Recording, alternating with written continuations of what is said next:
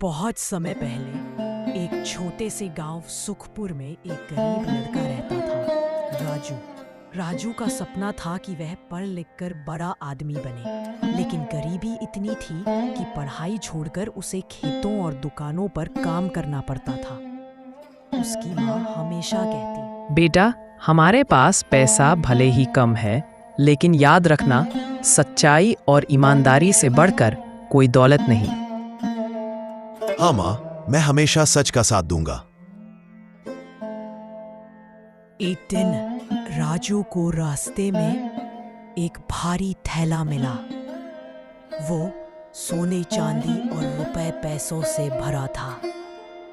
थोड़ी देर के लिए उसके मन में लालच आया। अरे ये कैसा भारी थैला है, इतने सारे सोने के सिक्के।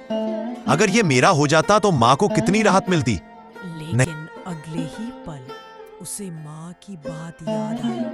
वह बोला, मेरा नहीं है, मुझे इसे मालिक तक पहुंचाना चाहिए।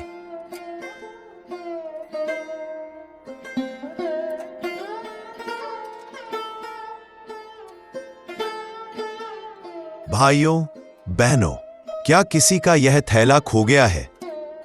अरे राजू, तेरा तो भाग्य खुल गया, रख ले अपने पास। नहीं चाचा, ये मेरा नहीं है, मालिक तक लौटाना ही सही है।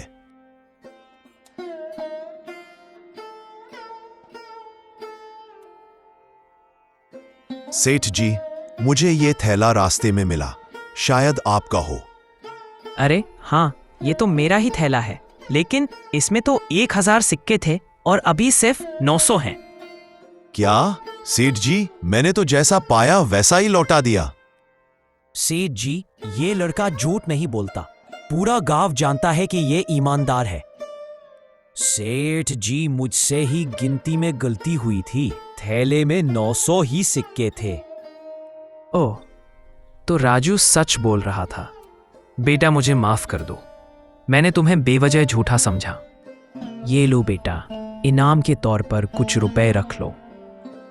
सेठ जी, मुझे धन नहीं चाहिए। अगर आप सचमुच मेरी मदद करना चाहते हैं तो मेरी पढ़ाई की व्यवस्था कर दीजिए। बेटा, आज तुमने साबित कर दिया कि ईमानदारी ही सबसे बड़ा धन है। मैं तुम्हारी पढ़ाई का पूरा खर्च उठाऊंगा। माँ, एक दिन मैं जरूर बड़ा आदमी बनूंगा और गांव का नाम रोशन करूंगा। बेटा, तूने मेरी बात सच कर दिखाई। सेठ धनीराम ने राजू की पढ़ाई की पूरी जिम्मेदारी ले ली।